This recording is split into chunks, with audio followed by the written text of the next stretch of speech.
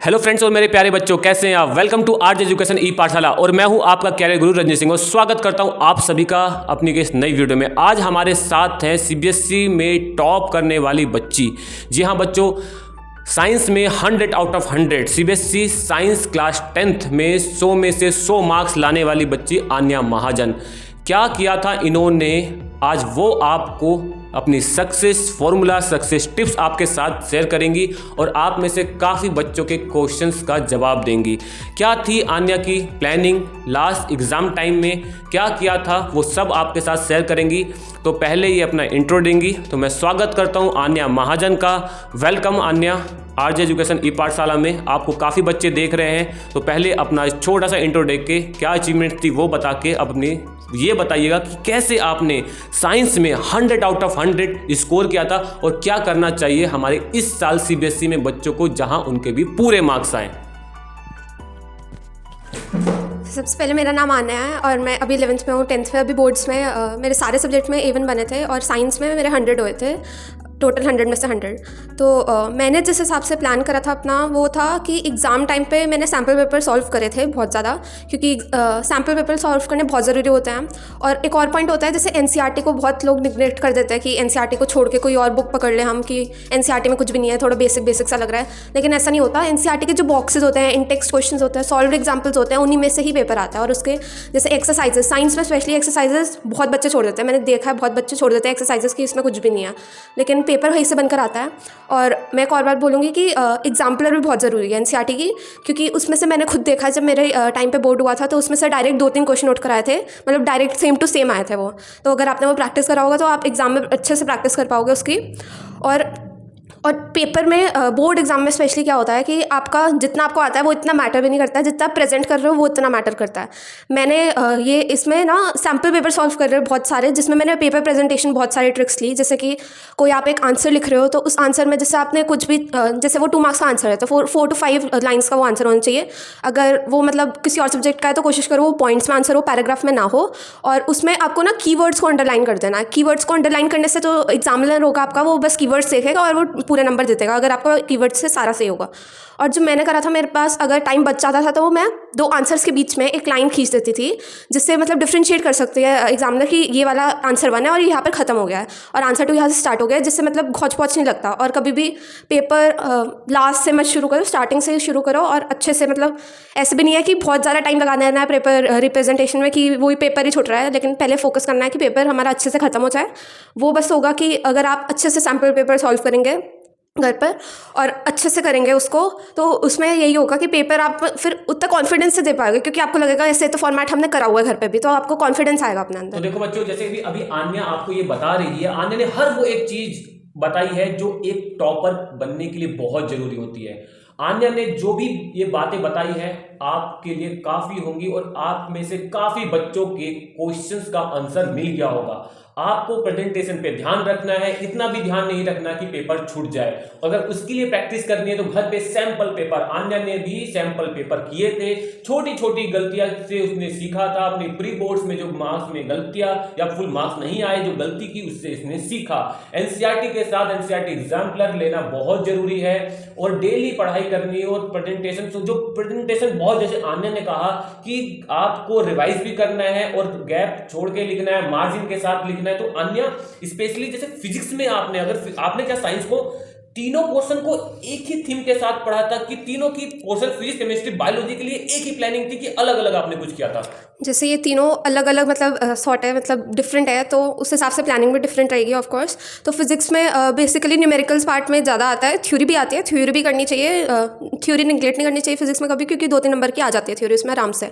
और न्यूमेरिकल्स में मैं बस ये कहूँगी, एनसीईआरटी के बीच से फिजिक्स में बहुत सारे न्यूमेरिकल होते हैं और वो बहुत अच्छे लेवल के न्यूमेरिकल होते हैं। अगर वो आपसे सॉल्व हो रहा है तो बहुत बढ़िया। तो मतलब अन्य आप ये कहना चाहती हैं कि बच्चों को लास्ट टाइम पे अगर फोकस करना, अगर उनके पास 2 या 3 दिन बचे हैं साइंस में, तो उन पे एनसीईआरटी के जो एग्जांपल्स होते हैं या एनसीईआरटी की जो एक्टिविटी होती है, एनसीईआरटी के जो क्वेश्चन आंसर होते हैं, उस पे फोकस करना चाहिए और ना कि कुछ नई चीज करनी चाहिए। और बायोलॉजी में आपका क्या प्लान था? बायो में देखो, आपको लर्न करना होता है, बेसिकली डेफिनेशन होती है, तो उसमें रिटन प्रैक्टिस की बहुत ज़्यादा ज़रूरत होती है। मतलब आपको लिख के देखना है कि आपको आ रहा है। हाँ, डायग्राम भी बहुत इंपॉर्टेंट होता है, अच्छा लेबल डायग्राम पेंसिल से, और मतलब बनाना आना चाहिए आपको, प्रैक्टिस होनी चाहिए उसकी, बहुत पहले से आपने प्रैक्टिस करी होनी चाहिए। और जो आप मतलब वही प्रैक्टिस ही होनी चाहिए हर एक और सब्जेक्ट में। केमिस्ट्री में आपने क्या ध्यान दिया था? क्योंकि देखो बच्चों, आन्या ने जो ये अचीवमेंट्स ली है, काफी बच्चों का सपना होता है जिसके लिए वो पूरे साल भर मेहनत करते हैं, बट कुछ चीजें पता ना होने की वजह से वो गलतियां कर देते हैं। साइंस में फुल मार्क्स लाने का मतलब है फिजिक्स, केमिस्ट्री, बायोलॉजी में पूरा स्कोर करना। और लास्ट ईयर, इस साल से भी टफ एग्जाम्स थे। क्यों थे एग्जाम? 2 पैटर्न में थे 2022 में। आप में से काफी बच्चों को पता होगा, term due to covid, term 1, term 2 और 2 टर्म 1 पूरा एमसीक्यूज था। या तो मिलेंगे आपको 1 मार्क्स या तो मिलेंगे 0 मार्क्स, और टर्म 2 था सब्जेक्टिव। तो आन्या ने जो ये अचीवमेंट्स की है, ये अपने आप में बहुत बड़ी अचीवमेंट्स है। और आप ही जैसी बच्ची है जिसने अपनी रेगुलर पढ़ाई करी, फोकस करी। तो आज आन्या, एमसीक्यूज के लिए क्या फोकस किया था आपने साइंस में? एमसीक्यूज में साइंस में एनसीईआरटी एग्जाम्पल में बहुत अच्छे एमसीक्यूज गिवन होते हैं, और मुझे याद है कि डायरेक्ट आए थे। मुझे अच्छे से याद है कि मैंने करे थे एग्जाम्पलर से, और वो मुझे दिखे थे क्वेश्चन पेपर में डायरेक्ट उठा के। और बाकी एनसीईआरटी के बीच में से ही बनते हैं, और उसमें कुछ अलग नहीं करना पड़ता है। एनसीईआरटी के जो इन टेक्स्ट वाले होते हैं, थोड़े जो बॉक्सेस होते हैं, या वो जो इंपॉर्टेंट आपको लग रहा है उसे आप अंडरलाइन कर लो और उसे एक दिन पहले पढ़ लो, उसी में से एमसीक्यू बनता है। एमसीक्यूज कोई अलग से आके नहीं आ जाएगा, फिर सिलेबस से ही आएगा, वो आपका एनसीईआरटी से ही होगा। आपको जब एग्जाम्स के लिए आप जा रहे थे 2-3 दिन पहले, डर लग रहा था कि यार मेरे कितने मार्क्स आएंगे, मैं फुल, आपको लगता था कि मैं कभी सीबीएसई में साइंस में टॉप करूंगी, 100 मार्क्स लेके आऊंगी? कभी आपको लगा ऐसा? मैंने मतलब पेपर से देने से पहले तो ऐसा कुछ नहीं सोचा था, क्योंकि मेरा ज़्यादा फोकस था कि मैं अपना 100% दूँ और कभी भी अपने आप पे सेल्फ डाउट ना करूँ। मैंने अपने आप पे मतलब बिलीव करा था कि हाँ, अगर मुझसे हो जाएगा। मैंने बहुत अच्छी इनफ प्रैक्टिस कर ली है और मैं कर सकती हूँ ये। तो पेपर भी बहुत कामली दिया था, बहुत आराम से दिया था कि हाँ हो जाएगा मुझसे। कभी भी नेगेटिव नहीं लाई अपने अंदर कि ये नहीं हो रहा, अगर क्वेश्चन नहीं हो रहा। तो एक और चीज़ मैं बोलना चाहूँगा, अगर आपके बीच में कोई क्वेश्चन नहीं हो रहा ना, जैसे आप कोई जब एग्जाम दे रहे हो तो एक क्वेश्चन नहीं आ रहा, तो आप उसे छोड़ दो उस टाइम पर, क्योंकि आपका वो बहुत टाइम ले लेगा। तो उससे जब आपका पूरा पेपर खत्म हो जाएगा ना, फिर क्या पता उससे रिलेटेड टॉपिक का आपने कोई और थ्योरी पढ़ लियो, आगे जाके केस स्टडी में कुछ आ गया हो, और फिर से उसे रिविजिट करो उस क्वेश्चन को, तो आपसे वो पक्का हो जाएगा फिर। आन्या ने जो बात बोली है, ये आपको टीचर्स भी नहीं बताते। आन्या ने एक बहुत ही अच्छी चीज, आन्या हमारे लिए एक ऐसी प्राउड बच्ची है जिसने 100% फॉलो किया है। आज भी मुझे बड़ा प्राउड फील हो रहा है आन्या से बात करते हुए, इनका ये इंटरव्यू लेते हुए। आन्या ने कहा कि अगर कोई क्वेश्चन अगर आपको नहीं आता, उस पर ज़्यादा टाइम वेस्ट मत कीजिए, उस क्वेश्चन को जगह स्पेस छोड़ के आगे बढ़िए। जब आप आगे जाते हैं, कुछ क्वेश्चन को करते हैं, तो कॉन्फिडेंस आता है, और क्या पता उस क्वेश्चन से रिलेटेड आपको कुछ कोई एक नया कुछ मिल जाए, और वापस आके वो कर लीजिए। सीक्वेंस का बहुत ध्यान जरूरी है। जैसे आन्या ने वीडियो को स्टार्ट करते ही पहले ये बात करी थी, पेपर को शुरू से करना है, राइटिंग प्रेजेंटेशन का ध्यान रखना है। कुछ नई लास्ट टाइम पे आन्या, मुझे नहीं लगता कुछ नया करने की जरूरत है। बच्चों को जितना कर लिया उसको उसी को रिवाइज करके जाए तो अच्छा स्कोर कर सकते हैं। तो लास्ट टाइम पे आन्या कुछ क्वेश्चन मैं लेना चाहूंगा बच्चों के, जो एग्जाम में बच्चों को डर लगता है, जो फियर होता है, जो एंजाइटी होती है, जो 2-3 दिन का जो ड्यूरेशन होता है, तो उसमें उनको क्या वो सच में डर लेना चाहिए, प्रेशर लेना चाहिए, स्ट्रेस लेना चाहिए, कि रिलैक्स रहना चाहिए? जैसे सर ने बहुत सारे वीडियोस में बताया है कि एग्ज़ाम्स में खुश होना चाहिए बल्कि उदास होने की जगह है। तो मुझे लगता है वही करना चाहिए, क्योंकि एग्ज़ाम्स आपको क्या कर रहे हैं, टेस्ट ले रहे हैं। क्योंकि आपने अगर पूरा साल अच्छे से पढ़ा है कंसिस्टेंटली, तो आपके लिए बहुत अच्छी बात है, क्योंकि उसका जो रिजल्ट होगा वो आपके लिए बहुत अच्छा रिजल्ट होगा, वो बहुत मैटर करेगा आपके लिए। तो आपको ऐसे प्रेशराइज हो रहा है तो आपको सोचना चाहिए वो सारी हार्डवर्क जो आपने डाली है, कि जब आपका मन कर रहा था कुछ और कर ले लेकिन आपने पढ़ने का सोचा है, तो वो आपको याद करना चाहिए। फिर आपको याद आना चाहिए कि हाँ, मैं डिजर्व करता हूँ और मैं अच्छे से करूँगा पेपर। और हमें काफी बच्चों का एक ही क्वेश्चन होता है कि एग्जाम से एक दिन पहले, 2 दिन पहले की मतलब जो स्लीप पैटर्न होता है, हमें जब कैसे सोना चाहिए, और सच में प्रेशर लेना चाहिए कि अपने आप को रिलैक्स रखना चाहिए, या ज्यादा हार्ड वर्क करना चाहिए एक दिन पहले?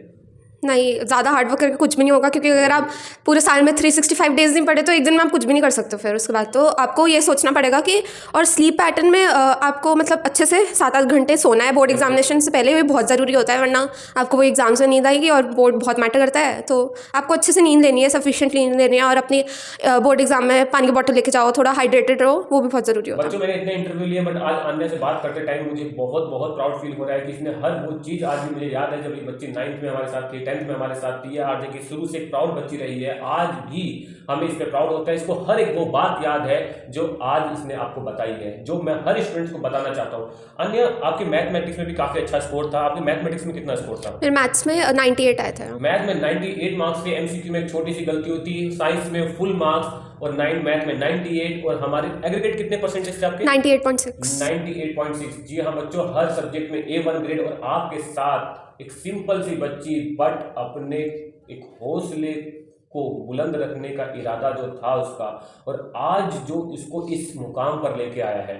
तो जो आन्या ने कुछ बातें बताई है, आन्या मैं एक बच्चे का क्वेश्चन लेना चाहता हूँ कि बायोलॉजी में डायग्राम और जैसे कि आपने बताया कीवर्ड्स, आन्या ने जो बताया कीवर्ड्स आपको साइंस में पूरे मार्क्स देगा, प्रेजेंटेशन आपको पूरे मार्क्स देगा। आन्या बस लास्ट जल्दी जल्दी आप कुछ बच्चों को, जो बच्चों का एग्जाम होने वाला है, तो उनको सक्सेस टिप्स बता दीजिए। बस सबसे इंपॉर्टेंट है अपने आप पे बिलीव रखना, क्योंकि इस टाइम पे बहुत सारे लोग स्ट्रेस ले रहे होंगे और आपको अलग खड़े होना है, तो आप पे अपने आप पे सेल्फ डाउट नहीं करना चाहिए बिल्कुल भी, क्योंकि आपने पढ़ा है, आपको वो पता है कि आपने मेहनत करी है, तो आपका रिजल्ट ऑफ कोर्स अच्छा आएगा बाकियों से। आन्या, आपके पेरेंट्स का और हमारे जो आपकी टीचर्स हैं, आपके मेंटर्स हैं, क्या रोल रहा है आपकी इस बड़ी अचीवमेंट्स में? पेरेंट्स और टीचर्स ऑफ कोर्स एक स्टूडेंट की लाइफ में बहुत बड़ा रोल प्ले करते हैं। मेरे साथ भी ऐसी था कि जैसे सर ने बताया, और सर की जो बातें हैं मुझे अभी तक याद है कि जैसे बोर्ड एग्जाम में कैसे करना है, वो अगर कोई क्वेश्चन गलत होता था सर कैसे समझाते थे, और अगर कोई MCQs में कोई 4 पार्ट होते थे, अगर वो एक सही है तो उसके चारों की पता होना चाहिए, कि आपको उसका मीनिंग पता होना चाहिए एटलीस्ट वो चारों में है क्या।